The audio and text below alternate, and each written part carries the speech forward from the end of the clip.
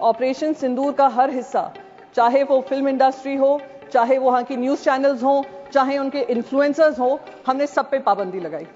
Sir अब समय आ गया है कि क्रिकेट पर भी पाबंदी लगनी चाहिए सर। गृह मंत्री जी से सर आपको बहुत जगह फोन करने की जरूरत नहीं पड़ेगी, एक इंटरकॉम पे ही फोन कर लेंगे। आईसीसी के चेयरमैन को अगर आप कह देंगे कि ये इंडिया पाकिस्तान मैच नहीं हो सकता तो नहीं होगा।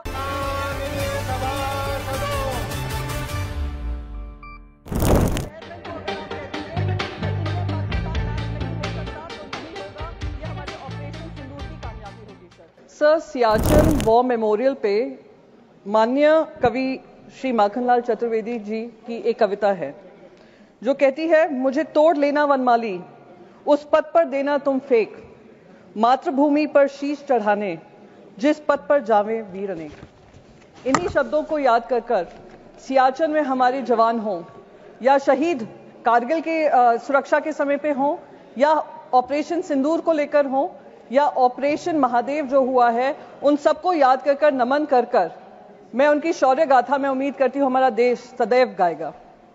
साथ ही साथ मैं उन सारे परिवारजनों को श्रद्धांजलि व्यक्त करना चाहूंगी जिनकी जाने वो पहलगाम में गई, आतंकी हमले में गई, पाकिस्तान स्पॉन्सर्ड आतंकी हमले में गई, और वो अभी भी उम्मीद कर रहे हैं कि हर तरीके से ऑपरेशन सिंदूर, जो कल खुद प्रधानमंत्री जी ने कहा कि ऑपरेशन सिंदूर अभी भी जारी है, उस ऑपरेशन सिंदूर के तहत उनको हर पैमाने पे न्याय मिलेगा और नापाक हरकतें जो पाकिस्तान से होती हैं उसको खत्म करने का काम हमारी वीर सेना करेगी। सर कल प्रधानमंत्री जी ने ऑपरेशन सिंदूर के बारे में कहा वो अभी भी जारी है और मैं उनका शुक्रिया अदा करती हूं कि उन्होंने देश को याद दिलाया कि ऑपरेशन सिंदूर में जो हमारी सेना ने किया वो अब तक खत्म नहीं हुआ है, हम इनकी नापाक हरकतों को खत्म करेंगे। पर कुछ सुझाव मेरे भी हैं। जब पहलगाम हुआ था मेरे मन में भी बहुत सवाल थे। 2 हफ्ते पहले वहां पे गृह मंत्री जी गए थे और उन्होंने कहा था आतंकवाद को बिल्कुल समाप्त कर दिया है।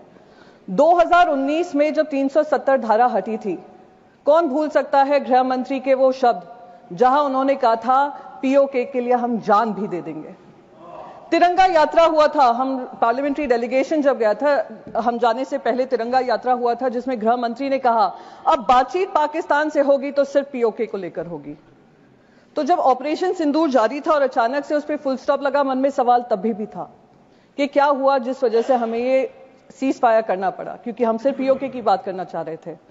तो अब क्योंकि ऑपरेशन सिंदूर जारी है और प्रधानमंत्री जी ने ये कहा है, तो मैं बस 2-3 चीजें उनके सामने कहना चाहूंगी। सर ऑपरेशन सिंदूर का हर हिस्सा, चाहे वो फिल्म इंडस्ट्री हो, चाहे वहां की न्यूज चैनल्स हो, चाहे उनके इन्फ्लुएंसर्स हो, हमने सब पे पाबंदी लगाई। सर अब समय आ गया है कि क्रिकेट पर भी पाबंदी लगनी चाहिए सर। सर हमारे विदेश मंत्री ने कहा कि मैं गर्व होता है इस बात का कि मैं उस पार्लियामेंट्री डेलीगेशन में शामिल थी जिसकी जिम्मेदारी मुझे सरकार ने दी थी। हम 33 देशों में गए, हमें वित्त मंत्री मिनिस्टर ऑफ एक्सटर्नल अफेयर्स कह रहे थे करीब 100 देशों से बातचीत हुई। मैं तो कह रही हूं गृह मंत्री जी से सर आपको बहुत जगह फोन करने की जरूरत नहीं पड़ेगी, एक इंटरकॉम पे ही फोन कर लेंगे।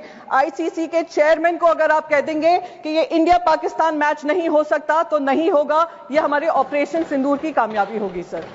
सर हम जो 26 महिलाएं जो विधवा हुई वो उनके मुंह हम उनके मुंह पे जाकर कहेंगे कि हमें वो इंडिया पाकिस्तान मैच खेलना है, हम पैसा कमाना चाहते हैं, पैसे के ऊपर आपका परिवार नहीं है। तो मैं बस यही रिक्वेस्ट करूंगी, एक ऑपरेशन सिंदूर वो होना चाहिए। सर ऑपरेशन सिंदूर में हमने पाकिस्तान को तो मुंह तोड़ जवाब दिया और उसका गर्व है, हम सबको गर्व है, विपक्ष को भी गर्व है क्योंकि विपक्ष आपके साथ खड़ा रहा। जिन लोगों को एंटी नेशनल कहा गया था 2014 से, उन्हीं ने देश का तिरंगा सबसे ऊपर लहराया विदेशों में जाकर। मेरे को उसका गर्व महसूस होता है सर। पर जो हमारे यहां पर पहलगाम को लेकर इंटेलिजेंस फेलियर हुआ, उसकी जवाबदेही किसी ने ली? सर क्या हमारे इंटेलिजेंस चीफ का इस्तीफा मांगा गया? जी सर मैं खत्म ही कर दूंगी, मैं ज्यादा समय नहीं लूंगी सर, बस 20 सेकंड में खत्म कर दूं सर। उस इंपॉर्टेंट मिशन का हिस्सा थी। इंटेलिजेंस फेलियर जो हुआ उसके तहत किसी ने भी इसकी जिम्मेदारी लेते हुए इस्तीफा लिया। इस्तीफा होने चाहिए सर, तब तक ये ऑपरेशन सिंदूर कंप्लीट नहीं होगा जब तक आउटसाइड वर्ल्ड को तो हमने पाकिस्तान को 2 टूक जवाब देकर अकाउंटेबिलिटी तय की, जब तक इंटरनल अकाउंटेबिलिटी हम तय नहीं करेंगे। सेकंड हो गए। जय Hind, thank you very much.